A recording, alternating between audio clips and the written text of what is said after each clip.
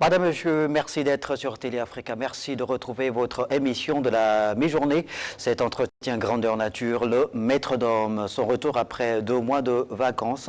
Et pour cette reprise, nous allons exclusivement surfer sur l'actualité politique. Vous le savez, l'ébauche de la Constitution de la République, la nouvelle Constitution qui sera rendue publique bientôt afin que les Gabonais puissent avoir une idée précise sur le contenu de la modification de la loi fondamentale. Une préoccupation mise en relief par le président de la transition, le chef de l'État, Brice Clotaire Oligui Nguema.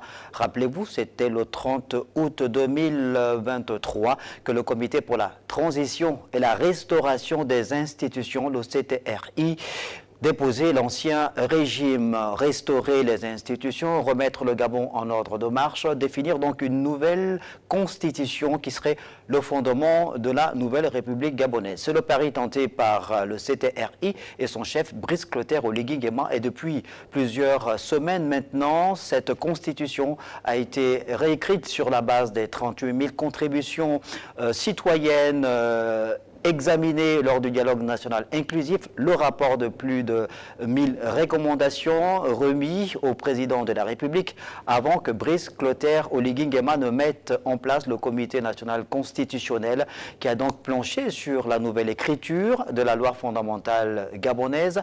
S'en est suivi la mise en place de la constituante composée des 2 chambres du Parlement, le Sénat et l'Assemblée nationale. 800 amendements qui ont donc été portés à l'attention de l'exécutif par le Parlement, lequel exécutif, le CTRI et le gouvernement de la République qui, à leur tour, ont passé au peigne fin cette ébauche de la nouvelle Constitution. Et cette ébauche a été, lors du dernier Conseil des ministres, mis sur la table du gouvernement qui l'a adopté. On attend donc la publication officielle avant le référendum qui devra voir le peuple gabonais se prononcer en toute responsabilité afin de pouvoir adopter de façon définitive cette constitution. Et pour parler justement des mobiles qui ont amené le CTRI à pouvoir respecter le calendrier, son chronogramme en rapport avec cette période d'exception, j'ai le plaisir de recevoir, après quelques années, Priva Ngomo. Il est conseiller du chef de l'État, acteur de la société civile, mais également promoteur culturel, mais aussi, pour coller à l'actualité, il est membre de la cellule pour la défense et la promotion de la Constitution, un organe présidé par Patrick Ondometogo. Monsieur Priva Ngomo, merci d'avoir accepté notre invitation. Bonsoir. Bonsoir, c'est moi qui vous remercie de m'avoir invité. Juste une petite correction. C'est Franck Ondometogo. Franck Ondometogo, non Patrick Ondometogo. Qui est le leader de cette cellule de promotion et de défense de la Constitution. Merci beaucoup d'avoir accepté l'invitation de Télé Africa pour que nous fassions le point sur le principal sujet qui fait l'actualité sur le plan politique et même social dans notre pays, c'est la nouvelle Constitution de la République. La première question que j'ai envie de vous poser, évidemment, c'est celle de savoir pourquoi est-ce que Priva Ngomo a accepté d'adhérer à cette cellule qui fait la défense et la promotion de la Constitution de la République. Vous avez décidé un peu de ramer à contre-courant de dispositions réglementaires. Le ministère de l'Intérieur a dit que la campagne n'était pas encore ouverte de façon officielle, mais sur le terrain, les défenseurs du oui à la Constitution sont très actifs et occupent l'espace. Disons que, effectivement, nous n'avons pas respecté le timing officiel qui a été proposé par le ministre de l'Intérieur, M. Herman Imongo. Mais il faut dire que les défenseurs du non, vous avez déjà brûlé la politesse, car ils étaient là sur le terrain. Nous avons estimé qu'il fallait apporter une correction en donnant aux populations un autre son de cloche, c'est-à-dire qu'il y a un oui aussi face au non qui progressait. Et depuis, cette cellule est en train, sur le terrain, et également sur les médias comme en ce moment, de battre la campagne du oui. On va estimer que c'est une forme de pré-campagne. Nous sommes effectivement dans la pré-campagne, puisque d'après les informations que nous avons reçues, la campagne même pour ce référendum devrait commencer le 6, je pense, novembre.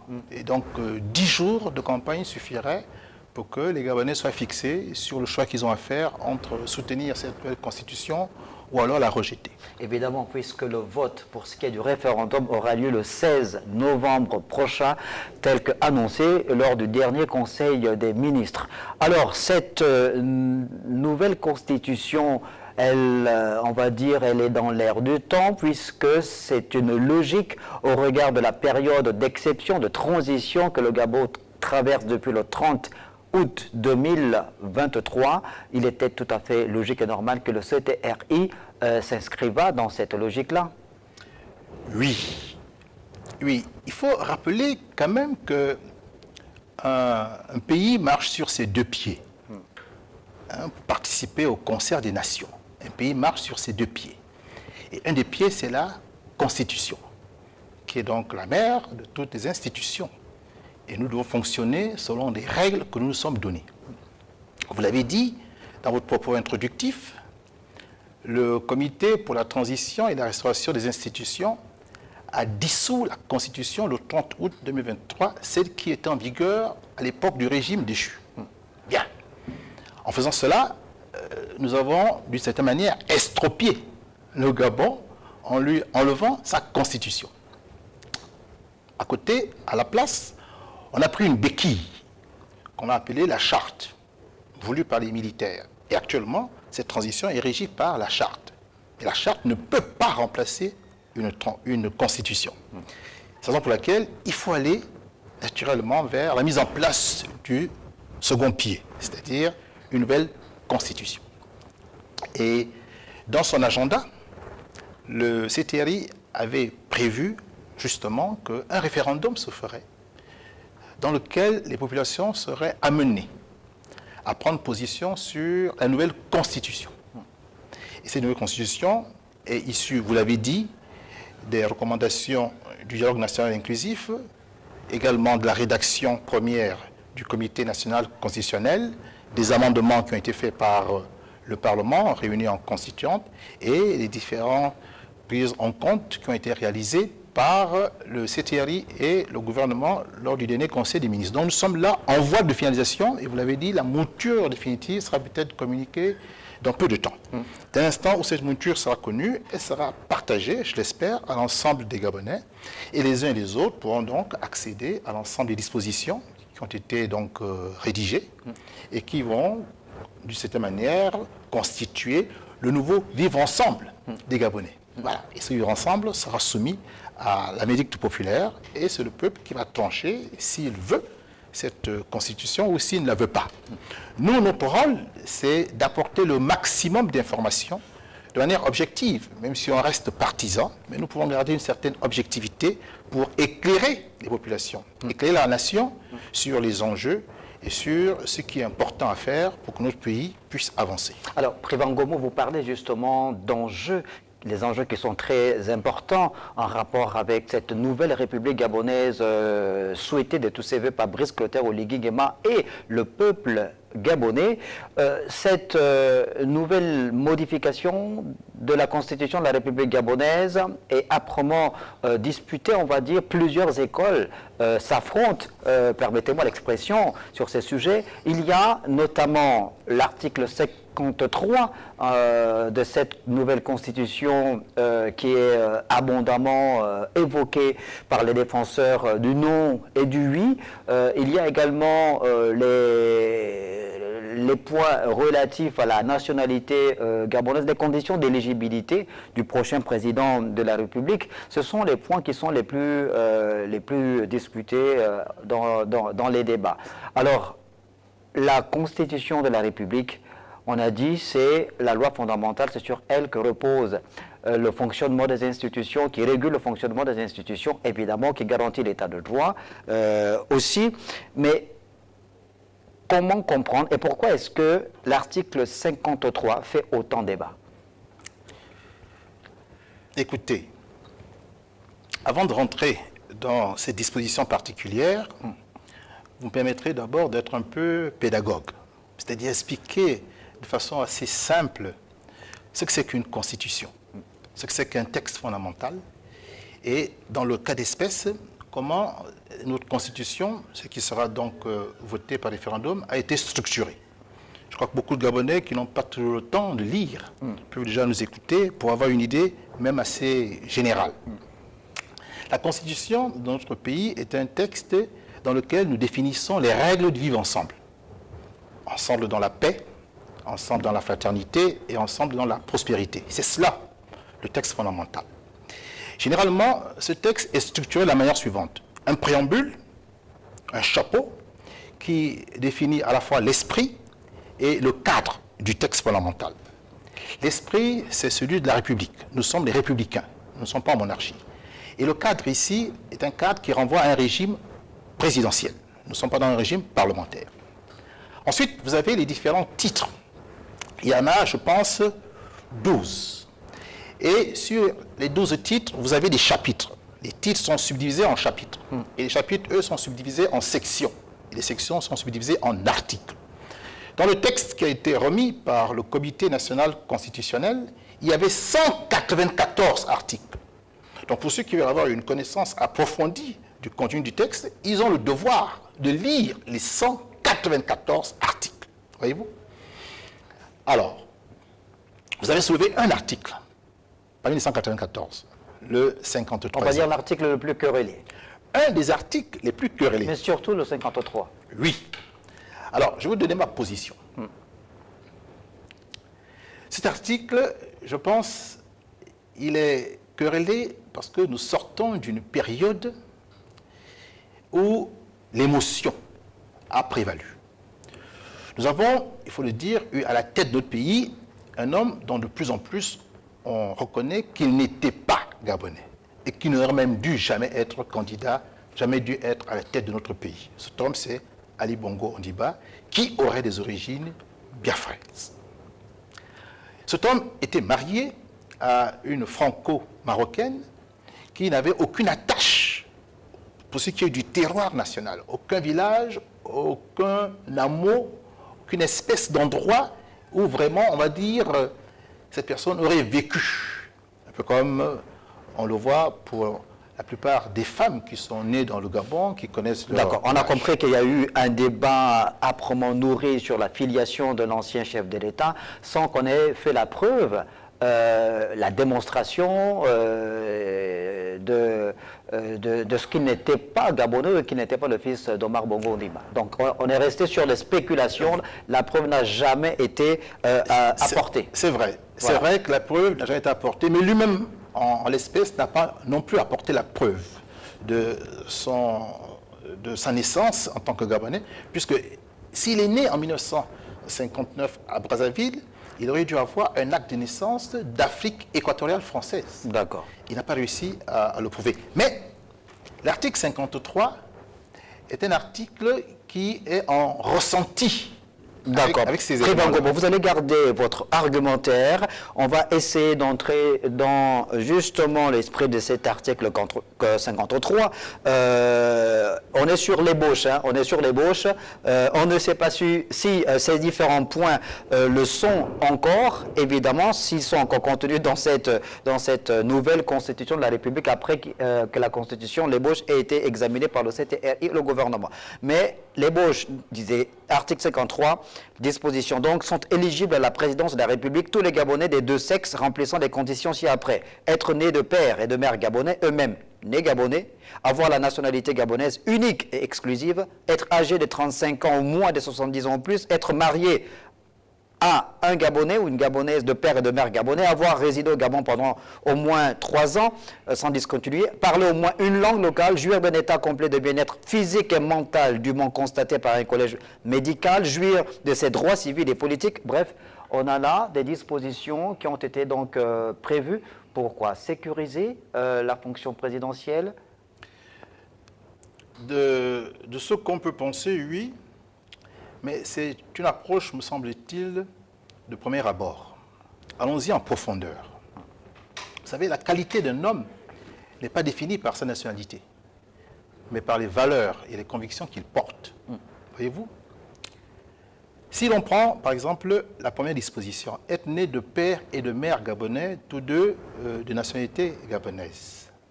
Ce n'est pas la position que les pères fondateurs avaient. Les pères fondateurs estimaient qu'un Gabonais était celui qui avait soit un père, soit une mère, nationalité gabonaise. C'était cela, la position, beaucoup plus ouverte. Ensuite, il est question d'être marié à une femme qui serait gabonaise. Je vous l'ai dit, ce n'est pas la nationalité qui rend vertueux. C'est l'éducation qu'on a reçue, l'instruction qu'on a reçue, les valeurs, les convictions que l'on porte. Pour prendre quelques exemples, si Mme Sylvia Bongo Ondimba n'a pas été une grande dame, une grande première dame, malheureusement pour les Gabonais, c'est vrai, elle était d'origine franco-marocaine, mais Mme Joséphine Kama Bongo non plus n'a pas été une très grande dame pour notre pays, elle qui a quand même mis par terre la Banque populaire, voyez-vous, et qui a installé ce qu'on appelle le kunabélisme, voyez-vous. Mais quand on pense, par exemple, à Mme Edith Lucie Bongo, qui fut première dame, congolaise, par sa nationalité, elle a quand même mis en place Horizon Nouveau. Elle essaie de s'occuper quand même des jeunes handicapés. Elle a mis en place Michel Dira. Elle a construit la polyclinique El Rafa. Elle est en train de faire d'autres constructions quand la mort l'a emporté. Voyez-vous, on ne peut pas considérer que c'est par la nationalité qu'on va garantir la qualité. C'est plutôt par la personnalité, les convictions, les valeurs que la personne... Alors justement, pourquoi avoir introduit ces dispositions-là dans la Constitution de la République?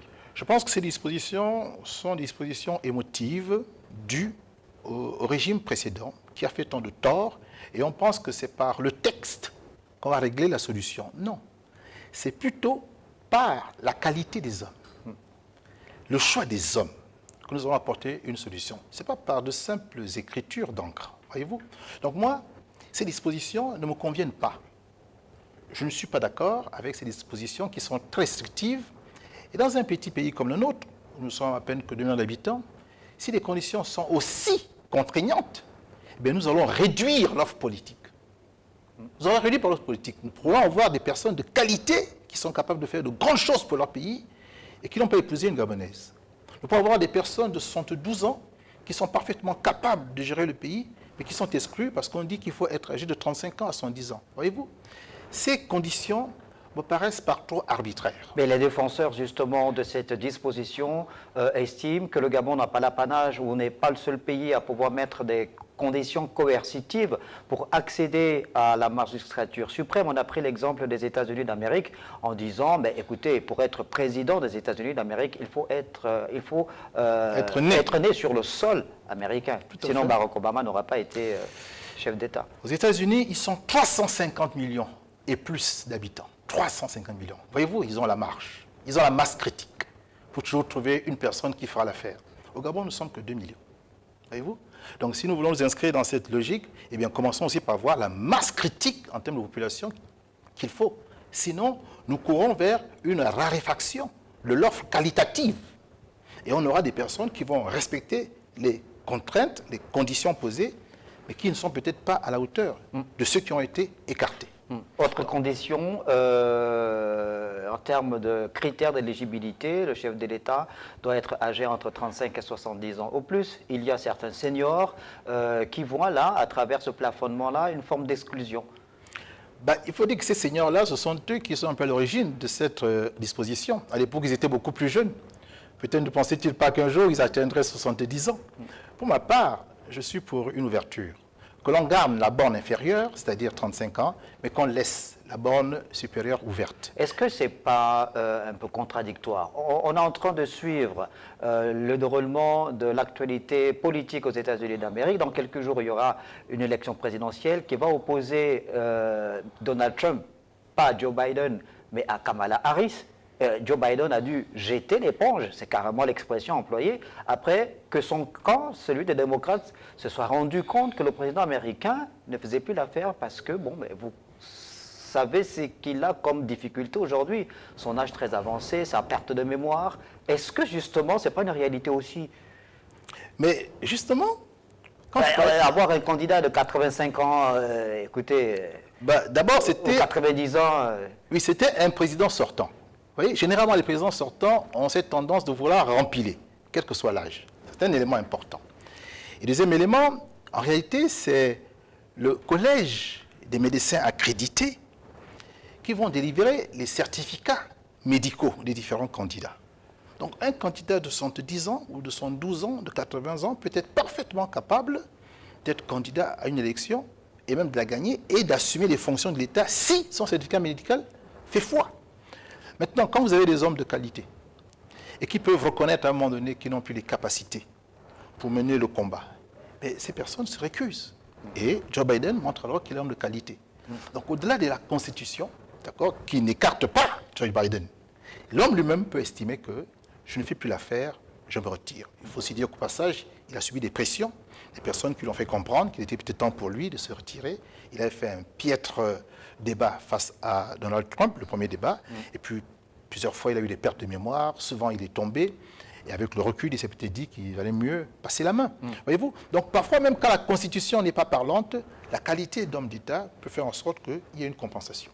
Alors, en 2023, je crois au mois de février, je pense, il y a eu une concertation politique qui avait réuni certains acteurs de l'ancienne majorité et certains acteurs de l'opposition, afin de pouvoir établir de nouvelles dispositions, notamment ce qui concerne la loi électorale et même le mandat présidentiel dans la Constitution, l'ancienne de la République. On avait estimé qu'il fallait qu'on revienne à un mandat de 5 ans, donc un quinquennat. Là, semble-t-il, cette nouvelle constitution-là nous ramène à un septennat renouvelable une fois. Alors on fait un bond en avant ou un pas en arrière, si jamais cette disposition passe. Alors, on peut répondre de manière objective à cette question. On peut aussi répondre de manière partisane. Je vais donner d'abord une réponse objective qui met tout le monde d'accord, et puis après, je vais prendre position. Certains disent que le mandat de 7 ans, en réalité, est un mandat de 5 ans. Parce qu'on met 1 an pour habiter la fonction, pour prendre la mesure du travail qu'il y a à faire, pour comprendre les mécanismes d'une situation qu'on découvre. Et puis ensuite, on entre vraiment dans la deuxième année de son mandat, dans l'action qui justifie le projet de société que l'on doit réaliser. Voyez-vous? Et puis on le fait pendant 5 ans. Et la dernière année, on est en campagne pour se faire élire. Voyez-vous? Donc ceux qui ont proposé le mandat de 7 ans disent qu'il y a tellement de choses à faire dans notre pays qu'un mandat de 5 ans serait court. Car en fait, ce serait 3 ans. 1 an pour se préparer à la fonction, et puis 1 an pour à nouveau vouloir compétir pour la conserver. Et donc il n'y a que 3 ans d'action. C'est un argumentaire qui est objectif. Mais moi, je suis plutôt pour un mandat de 5 ans. Et 5 ans pour toutes les élections. Toutes. Donc une égalisation totale de tous les mandats électifs. Le mandat présidentiel, le mandat législatif, le mandat municipal, le mandat départemental. Qu'on égalise. Et que ce soit pour tous renouvelable une fois. Pourquoi? Parce que 5 ans, c'est un peu le temps court. Et on ne veut pas des apprentis sorciers qui viennent apprendre. On veut des personnes qui se préparent pour accéder aux fonctions et qui disposent des informations pendant le temps où les autres sont en train de gouverner. Ils disposent d'informations pour être prêts quand ils prendront le pouvoir si jamais ils sont élus. Et donc, il n'y a pas un temps de 1 an d'apprentissage. 3 mois, 6 mois, avec une équipe compétente, on est capable d'avancer. Et on essaie de travailler aussi longtemps possible avant de déclarer sa candidature. Si on veut être un nouveau candidat, on pourra le faire 3 mois avant, par exemple, la prochaine élection présidentielle, si on veut être successeur de son propre mandat. Et il faut qu'il y ait un renouvellement de la classe politique. 5 ans me semble être un bon temps. Et il faut renouveler une fois, pour que ce ne soient pas toujours les mêmes personnes qui soient aux affaires, les mêmes familles qui profitent, les mêmes clans. On peut assurer une sorte de rotation. Vous avez été président de la République pendant 5 ans, 10 ans. Quand vous partez, un autre arrive, ben, il amène son clan, il amène sa famille. Quand je dis sa famille politique, d'accord? Et ce n'est pas qu'il vienne à la mangeoire, mais c'est qu'il fait monter de nouvelles personnes compétentes qui vont travailler pour le pays. Et si vous avez cette régénération de l'élite, vous avez la possibilité d'harmoniser le niveau de vie de tous les Gabonais d'ici 20, 30, 40, 50 ans. C'est plutôt ça la position que moi je défendrais. Un mandat de 5 ans pour toutes les différentes élections renouvelable une fois. Alors, le débat, on l'a dit, il est très nourri en ce qui de cette actualité en rapport avec la nouvelle constitution, le projet de la constitution de la République, entre les puristes, entre ceux qui estiment qu'il faut tenir compte de la réalité sociologique dans laquelle on vit pour adapter cette constitution de la République à notre environnement. La constitution de la République, celle qui est en écriture et qui sera soumise au vote du peuple gabonais le 16 novembre prochain, prévoit donc la mise en place d'un régime présidentiel. C'est bien ça. Alors, il y a certains universitaires qui estiment que le problème, ce n'est pas tant les régimes, mais plutôt la capacité des Gabonais eux-mêmes à pouvoir s'orienter, à opérer la rupture avec l'ordre ancien. Alors, régime semi-parlementaire ou régime présidentiel, certains estiment que c'est un faux débat. C'est une question d'homme plutôt que d'institution. Il y a effectivement ce débat sur la qualité du texte constitutionnel et sur la qualité des hommes censés incarner l'esprit du texte et être capables d'appliquer les protocoles. C'est un débat de fond. La première constitution que le Gabon a connue dans les années 60 était une constitution parlementaire. Celle de 61. Semble-t-il de bonne facture. Il s'est trouvé un homme qui, soutenu par la France, était plutôt porté à avoir dans son pays un régime présidentiel. Cet homme, c'est Gabriel Léon Baminko, qui fut d'ailleurs le premier Premier ministre du Gabon et le premier président. Avec l'aide de la France, bien qu'en minorité, il a réussi à imposer le régime présidentiel. Contre l'avis de la plupart des parlementaires, il en a mis certains d'ailleurs en prison. Donc, c'est quand même par la force que le régime présidentiel s'est imposé au Gabon. Par la force. Par la force, est-ce que Léon Mba était déjà justement dans cette réalité sociologique, sachant qu'on accédait à peine à la souveraineté internationale, qu'on est un pays de l'Afrique noire, bantou, on a notre sociologie, une organisation sociale évidemment aussi. Est-ce que le président Léon Mba ne s'était pas, pas projeté, n'avait pas puisé sa posture dans cette réalité sociologique? Mais cette réalité sociologique était aussi la même pour Jean-Hilaire Roba Meyege. Elle était la même pour Ivanga, elle était la même pour Gondjou, elle était la même pour Jean-Marc Kongema, elle était la même pour Yves Vouna, elle était la même pour Marcela Mogo, elle était la même pour René-Paul Souzat, elle était la même pour Jean-Jacques Boukaka ou encore Jean-Jacques Boukavel. Voyez-vous? Donc c'était tous aussi des Bantous, des Kamites. Pour autant, ils ont vu dans le régime présidentiel une sorte de reformulation du gouverneur blanc qui disposait de tous les pouvoirs et qui pouvait en imposer aux autres par sa seule volonté. Ils se sont opposés à cela. Ils ont préféré le régime parlementaire qui renvoyait plutôt à la palabre africaine, où le roi est certes là, mais il a les conseillers autour de lui et il discute avec les conseillers. Et l'avis de chaque conseiller est pris en considération car il faut à la fin trancher, non pas par le vote, mais par le consensus. C'était cela, l'approche bantou, l'approche de la palabre. Et Léon Mba a envoyé tout ça par terre. Il a décidé par la force de s'imposer et naturellement, le coup d'État de 1964 est venu remettre tout d'équerre jusqu'à ce que la France le réinstalle et finalement le régime présidentiel s'impose jusqu'en 1991. La deuxième constitution qu'on a eue, et qui ma foi était également de qualité, c'était celle de 1991, où là les Gabonais se sont retrouvés et ont produit un texte, évidemment, qui avait de la valeur, une valeur inestimable. C'était le fruit d'un consensus. Et ce régime, lui, n'était pas parlementaire comme en 61, il était présidentiel. Et de bonne facture. Sur la base de la Constitution de 1991. Exactement. Mais que s'est-il passé? Nous avons eu un homme, de mon point de vue, de moindre qualité, cette fois-ci Omar Bongo Ondimba, qui était donc le filleul de Léon Mba, et qui s'est employé à détriturer, à décortiquer, à piétiner la Constitution de 1991. Voyez-vous, quelle est la conclusion à laquelle j'arrive?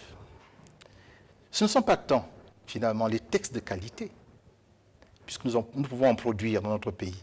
C'est les hommes de qualité qu'il nous faut, des hommes vertueux, des hommes brillants, des hommes qui sont capables d'habiter l'esprit de la Constitution. Alors, Président Gomo, vous parlez d'Omar Bongo Ondimba comme étant le principal artisan qui est à l'origine de cette détrituration ou déconstruction de la Constitution de 1991. Le constat qui a été fait, justement, c'est qu'entre 1990, date symbole du retour du multipartisme de la démocratie au Gabon, jusqu'en 2009, le Gabon s'est résolument ancré à évoluer et à faire que de la politique, on va dire, reléguant au second plan le social. Et durant cette trentaine d'années, de 90 donc à 2009, ça fait 29 ans je pense, le constat aussi c'est que le Parti démocratique gabonais a dirigé le pays avec d'autres acteurs politiques et même ceux venus de l'opposition. Donc c'est un peu un argument peut-être un peu trop facile que de rendre Omar Bongo seul responsable de cette situation, sachant qu'il y a des opposants qui ont fait le lit de cette situation. C'est vrai que les opposants ont été complices. Mais dans la Constitution de 1991, il revient au seul président de la République d'initier une révision de la Constitution. Il revient à lui tout seul. C'est lui qui peut décider de changer telle disposition. Et il soumet cette proposition de révision de la Constitution au Parlement. S'il n'a pas envie de changer la Constitution, personne ne pourra le faire, même si le Parlement s'est réuni pour le demander. Voyez-vous? Et il faut reconnaître que, vous l'avez dit, pendant les années qui ont suivi 90, le président Omar Bongo s'est employé à conserver le pouvoir. Et il lui fallait donc remettre en cause un texte qui lui avait enlevé quand même une bonne partie de ce pouvoir. Et pour que les gens acceptent sa démarche, qui n'était pas très patriotique, il fallait parfois mettre l'argent sur la table. Et donc l'argent de notre pays a plus servi à corrompre l'élite, d'accord, qui devait donc accéder aux désidératas du président, qu'à construire les hôpitaux, les écoles, et ça, il faut le déplorer. C'est vrai. Donc, je considère que le président Léomba et le président Omar Bongo ont fait du tort à nos constitutions. S'ils avaient été des hommes d'État, s'ils avaient eu la grandeur d'hommes d'État comme Rawlings ou comme De Gaulle, je pense quand même que nous aurions réalisé des sauts qualitatifs. Un, à détriturer la constitution parlementaire qui était acceptée par la classe politique majoritaire à l'époque, et un autre à déconstruire la constitution à régime présidentiel qui, ma foi, avait été assez bien pensée et permettait quand même l'équilibre des pouvoirs. Alors, d'autres défenseurs justement de cette nouvelle constitution estiment évidemment que les dispositions qui donnent autant de pouvoir au président de la République peuvent se justifier par le fait que dans l'ancien régime, on a souvent vu des chefs de gouvernement, des premiers ministres se plaindre du fait qu'ils n'auraient jamais gouverné. Donc, c'était apparemment une fonction vide ou vidée de sa substance. Est-ce que, comment d'ailleurs on peut expliquer cette situation? Et même la fonction de vice-président de la République. Pierre Bamboundou estimait que c'était une fonction de factotum. Mais je pense que le défunt Pierre Bamboundou avait bien raison au regard de la praxis, c'est la manière dont la fonction était exercée. Les sages avec qui je travaille, car vous ne l'avez pas dit, je suis un apprenti sage, je suis en apprentissage chez les sages. Les sages ont suggéré un régime présidentiel. Dans ce régime présidentiel, et je partage un peu leur avis, le président et le vice-président sont élus sur un ticket, comme en 1967. C'est ce qui est prévu dans la nouvelle Constitution? Je pense que non. Je pense que non, sauf si ça a été corrigé au cours du dernier Conseil des ministres. Mais ce serait dommage que le président et le vice-président ne soient pas élus sur un même ticket. Et il n'y aurait pas bicéphalisme en réalité. Ils auraient la même légitimité, sauf que le vice-président n'aurait de prérogative que ce que voudra bien lui donner le président. Bien. Comme par exemple, assumer le conseil interministériel. Le vice-président peut très bien le faire. Et le président assurerait le conseil des ministres. Le vice-président n'aurait pas la main sur l'armée. Ce serait l'affaire du président. Le vice-président ferait les missions que le président lui demanderait de faire. Sauf que, en cas de vacance définitive du pouvoir du président de la République, le vice-président assurerait la vacance et donc la fin du mandat. De sorte que nous aurions une stabilité présidentielle, puisque les élections auront toujours lieu à la même période. Voyez-vous? Ça, c'était un point important. Un deuxième point, c'est que le vice-président et le président, en fait, sont en charge de l'exécutif. Et c'est donc le président qui est le chef du gouvernement. Il n'y a plus de fusible. Le président va au front. Lorsqu'il remporte des victoires, c'est tout en son honneur, il est plébiscité. Lorsqu'il reçoit des échecs, eh bien, il assume. Il assume. C'est ça un homme d'État. Le bon côté, on prend la gloire. Les mauvais côtés, on prend donc les critiques. Pourtant, on estime que c'est une forme de monarque qu'on aurait à la tête de l'État. Le mot, effectivement, est fort, puisque dans la mouture proposée par le Comité national constitutionnel, le président de la République est le chef du gouvernement, donc le chef de l'exécutif. Le président de la République peut dissoudre le Parlement, c'est-à-dire un pouvoir indépendant qui est censé le contrôler. On lui donne ce pouvoir, lui, de le dissoudre. D'accord? Donc, il investit notre pouvoir. Et il est aussi le président du Conseil supérieur de la magistrature. Il a donc la haute main sur le pouvoir judiciaire. Oui, c'est une sorte de monarque que nous sommes en train de fabriquer là, effectivement. Voilà pourquoi nous avons pensé qu'il fallait équilibrer cette constitution en faisant en sorte que les pouvoirs républicains puissent être autonomes et puissent se contrôler pour le bonheur des citoyens. Nous espérons que dans les 801 amendements, ces dispositions ont été prises. Alors, le président de la transition, le général de brigade Brice Clotaire Oligui Nguema, lors de l'ouverture des travaux qui ont donc emmené le CTRI et le gouvernement à examiner, à passer au peigne fin ce projet de constitution, Brice Clotaire Oligui Nguema a clairement fixé les bases de cette rencontre, mais surtout a clairement demandé à tous les Gabonais qui ont pris part justement à cette rencontre de pouvoir regarder la République, l'histoire, l'avenir du Gabon, en disant clairement qu'il ne voulait pas d'une constitution taillée à sa mesure. Est-ce que là, il a donné le ton, il a finalement écouté toutes ces nombreuses réactions de certains compatriotes, des universitaires, des citoyens lambda, pour faire comprendre la nécessité justement à ceux qui ont la responsabilité de la rédaction de cette constitution qu'il s'agit là du Gabon, qu'il s'agit de l'avenir du Gabon. Je crois là que le président de la transition a fait là œuvre de sagesse. Il a laissé à d'autres le soin de travailler. Et les travaux ont été réalisés et ont été communiqués.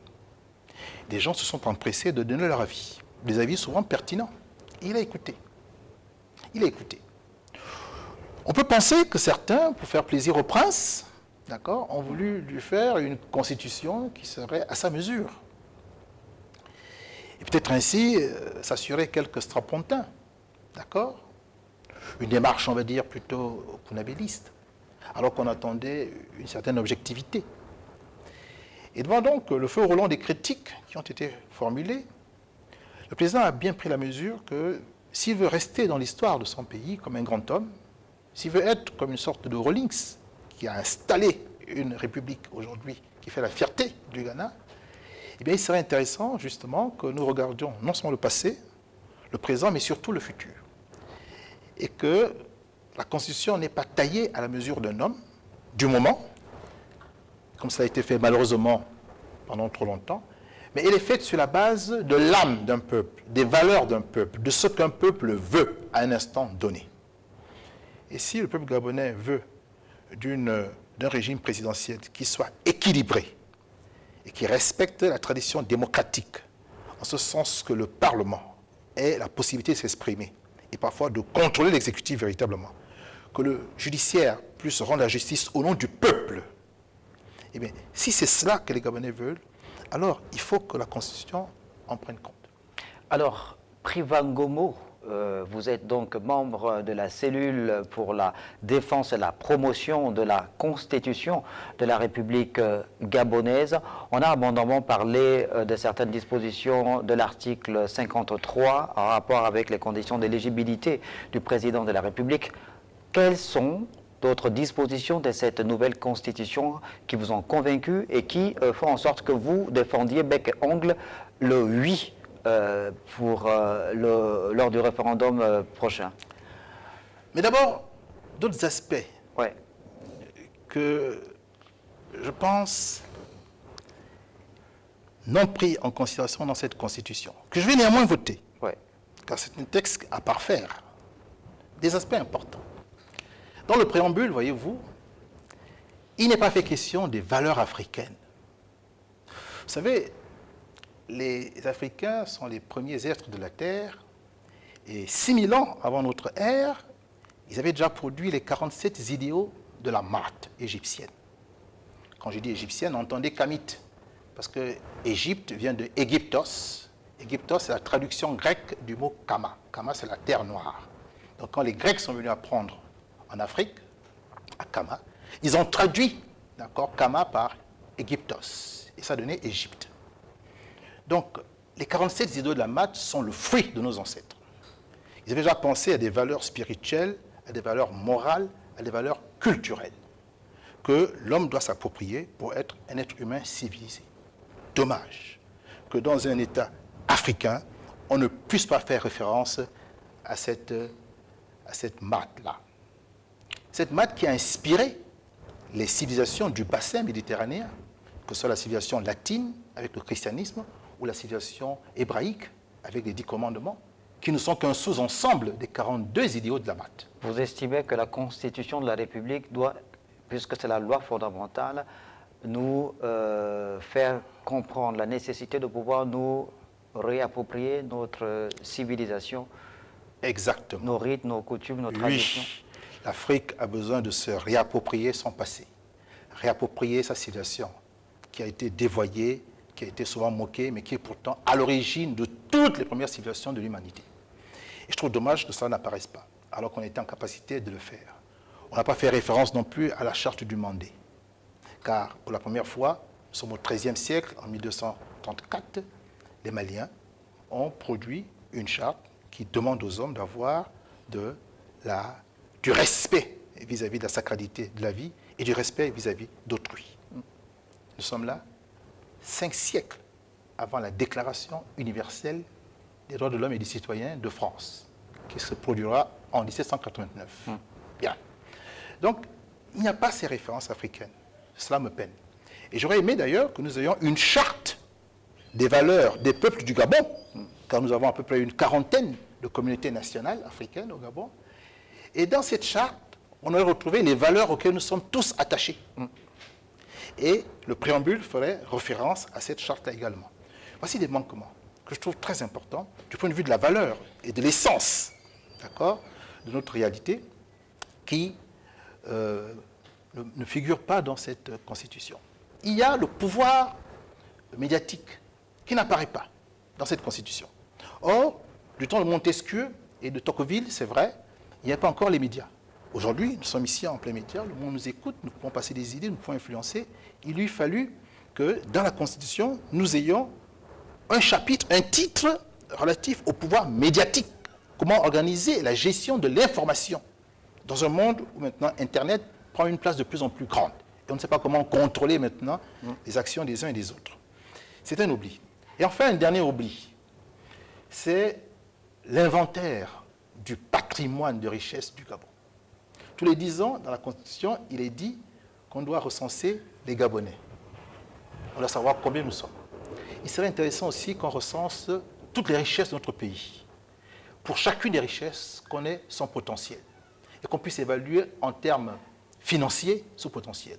Combien de tonnes de pétrole nous avons, de tonnes d'uranium, de tonnes de manganèse, de cobalt, de nickel, de bois. Combien nous avons. Et que nous puissions savoir qu'est-ce que cette exploitation de richesses pourrait apporter au budget de l'État et faire en sorte que les Gabonais soient en situation de réclamer leur part de richesse dans leur pays. Cet inventaire n'existe pas, voyez-vous. Voilà les grands manquements que je vois dans cette constitution, que j'ai pris le soin de lire.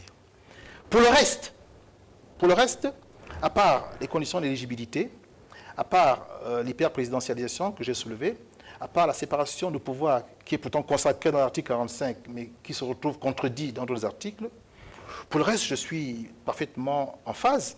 Je suis d'accord avec les traités et accords internationaux. Je suis d'accord avec la révision de la Constitution. Il y a des points qui doivent être intangibles pour éviter encore les dérapages que nous avons connus. Puis il y a d'autres points qu'il faut laisser à l'appréciation des nouvelles générations. Je suis d'accord avec la décentralisation, s'agissant des collectivités locales. Je suis d'accord avec les rapports qu'il faut entretenir entre le pouvoir exécutif et le pouvoir législatif, ce qui relève de la loi, ce qui relève des règlements, dès l'instant où on aura bien circonscrit la réalité d'une séparation des pouvoirs. Donc, sur les 194 articles de cette mouture proposée par le Comité national constitutionnel, il y a peut-être une vingtaine, allez, une trentaine qui peuvent être querellées. Pour le reste, je pense que cette constitution peut être acceptée des Gabonais. Alors, il y a évidemment, et c'est le propre de la démocratie, des voix discordantes qui se font entendre, notamment dans le paysage politique. Certains acteurs politiques, ceux appartenant à l'ancien parti au pouvoir, notamment, ou des opposants qui appellent ou qui émettent des sérieuses réserves par rapport à la qualité de cette constitution et qui appellent même à voter non. Certains Gabonais sont aujourd'hui, on va dire, indécis. Quel discours, vous, en tant que membre de cette cellule qui fait la promotion, la défense de cette constitution, vous pouvez mettre en relief pour convaincre les indécis? Alors, vous posez une bonne question et je vais essayer d'y répondre. 3 arguments importants militent pour que nous ayons une nouvelle constitution et que les Gabonais aillent voter oui. 3 arguments. Le premier argument est l'argument substantifique, c'est-à-dire la compréhension de la substance, de la teneur de la constitution. Ce que je viens de faire. Je viens de vous donner les aspects qui manquent, je vais vous donner les aspects querellés. Je vous ai dit que dans l'ensemble, finalement, cette constitution, elle est potable. Donc, sur le plan de la matière première même de la Constitution, il y a des choses à redire. Ce n'est pas un texte parfait, mais nous pouvons nous en faire un texte fondamental. Ça, c'est l'argument substantifique. Car ce n'est pas tous les articles qui sont mauvais. Sur les 194, c'est une vingtaine, une trentaine. C'est donc assez minoritaire. Il y a l'argument pragmatique. Nous étions en 2023, avant donc le coup de libération, dans une république qui avait quand même une constitution. Constitution certes décriée, mais constitution quand même. Nous avions nos 2 pieds pour marcher, dans le concert des nations. Avec le coup de libération, nous avons été estropiés, la constitution a été mise à bas, on a mis une béquille, je l'ai dit en début d'émission, c'est la charte. Il nous faut revenir à un pied, à un véritable pied. Pourquoi? Parce qu'il nous faut sortir de la transition. La transition est une situation d'instabilité, où nous quittons un ancien monde, que nous ne voulons plus, et nous voulons aller vers un nouveau monde que nous devons construire ensemble. C'est ce temps de transition-là qui nous permet de construire un nouveau monde. Mais il faut bien sortir de ce temps de transition pour entrer dans le nouveau monde. Et le nouveau monde, c'est cette nouvelle constitution, qui permettra donc d'avoir au Gabon un régime stable. Un régime stable qui va déjà commencer à rassurer les partenaires internationaux avec qui nous traitons. Ces partenaires internationaux, ces partenaires qui soient sous-régionaux, ou bien qu'ils soient asiatiques, qu'ils soient européens, qu'ils soient américains, qu'ils soient africains, qui ont envie de venir investir dans notre pays. Et la situation de transition est une situation qui, pour l'instant, ne rassure pas les bailleurs de fonds. Dès l'instant où nous serons sortis de cette transition, en ayant une nouvelle constitution et après de nouvelles élections, eh bien, nous allons avoir un retour d'investissement, un retour de travail avec les partenaires habituels. Ces partenaires vont forcément apporter donc des éléments financiers, vont réinjecter l'argent dans l'économie. L'économie gabonaise va donc repartir, et en repartant, cette économie va peut-être pouvoir créer des emplois, et nous pourrons ainsi donc juguler le chômage. Voyez-vous? Il y a donc toute une suite qui pourra se faire dès l'instant où nous aurons une nouvelle constitution, et nous aurons ensuite des élections. Voilà l'argument pragmatique qui s'impose. Que la constitution soit bonne ou qu'elle soit mauvaise, il nous faut aller désormais avec nos 2 pieds. Et puis enfin, il y a l'argument sociopolitique. Je termine là. L'argument sociopolitique concerne un peu la population du Gabon, qui, de mon point de vue, se distingue en 2 camps. Il y a le camp de l'élite, qui représentent entre 25 et 30%, c'est des personnes instruites, des personnes formées, des personnes cultivées, qui comprennent les enjeux, qui peuvent lire les 194 articles pour en saisir donc la substance. Voilà. Et puis il y a les 75-70% de la masse populaire qui parfois n'est pas suffisamment outillée pour comprendre cela ou même n'a pas le temps. Vous imaginez un peu un docker qui sort d'Ovendo, il ne va pas rentrer chez lui et puis vouloir lire la Constitution, il va vouloir se reposer. Il suivra la télévision, il s'en tiendra à ce que disent les élites. Et au niveau des élites, vous avez 3 camps. Vous avez le camp de l'élite qui dirige et qui a l'intention de battre campagne pour le oui, et j'appartiens à cette élite-là, même si j'ai relevé quelques réserves sur la Constitution, qui n'est pas un texte parfait. Vous avez l'élite qui se situe dans l'opposition, qui conteste cette Constitution et qui va battre campagne pour le non. Puis vous avez une élite qui est indécise, qui ne veut pas trop s'impliquer, estimant que la politique est un milieu dangereux, un milieu malsain, mais qui va quand même essayer de comprendre ce qui se passe pour, à la fin, aller trancher dans l'urne. Mais le peuple, lui, international au peuple, qui ne va pas prendre le temps de lire les 194 articles, qui ne pourra pas en saisir forcément les subtilités entre le semi-présidentiel, le présidentiel, le parlementaire, même le monarchique. Il ne comprend pas tout cela. Ce qui lui importe, c'est le président souhaite qu'on sorte de la transition pour entrer dans un régime stable. Le président souhaite peut-être que notre pays redémarre.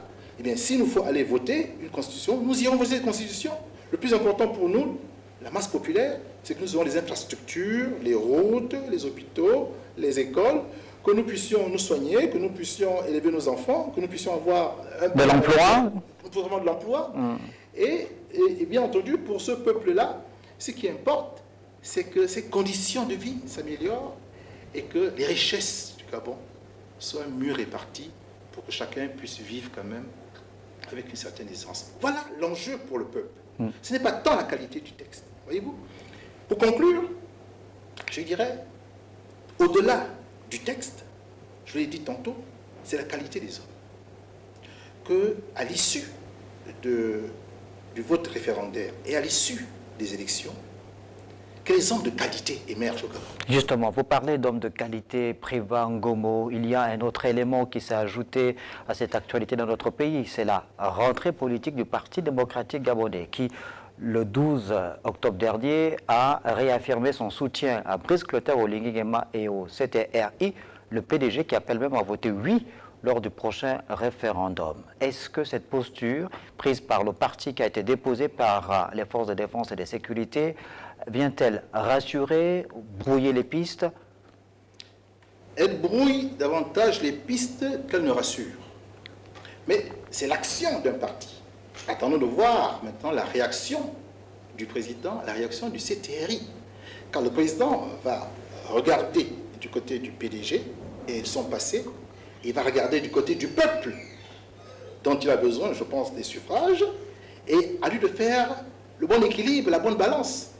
Pour ma part, je ne suis pas pour qu'on incrimine tous les membres du PDG. J'étais pour la suspension de tous les partis, afin de mettre de l'ordre. Nous avons proposé ça, les salariés avaient proposé ça au président, mais il semble qu'il n'ait pas accédé à cette demande, craignant peut-être que la communauté internationale dise que le Gabon est rentré en dictature, puisqu'on interdit maintenant la liberté d'expression. Vous êtes en train de conclure, Préva Ngomo. Malheureusement, le temps qui nous a été imparti est arrivé à son terme. Alors, donc, s'il faut conclure, je dirais au président de la transition que pour les prochaines années, s'il entend jouer un rôle important, je suis Baudor qui va vouloir jouer un rôle important, il importe qu'il ne fasse plus d'erreurs de casting. Il est important que le choix des hommes se fasse sur des critères rigoureux, de qualité et d'excellence, et que les procédures de sélection obéissent à des protocoles suffisamment rationnels pour que si, à des postes stratégiques de la nation, que l'on pourrait d'ailleurs lister, le président fait des propositions, et bien que ces propositions soient validées, par exemple, par le Parlement. Et là, nous sommes sûrs qu'il n'y aurait pas d'erreur de casting, car le président et le Parlement ne pourront pas se tromper sur la nomination d'un responsable à un poste stratégique. Priban Ngomo, on aura le plaisir de vous retrouver d'ici avant le 16 novembre 2024, date donc arrêtée pour l'élection du référendum. Donc merci d'avoir accepté cette invitation pour que nous fassions le point sur l'actualité qui prévaut dans notre pays. Merci beaucoup pour cet argumentaire.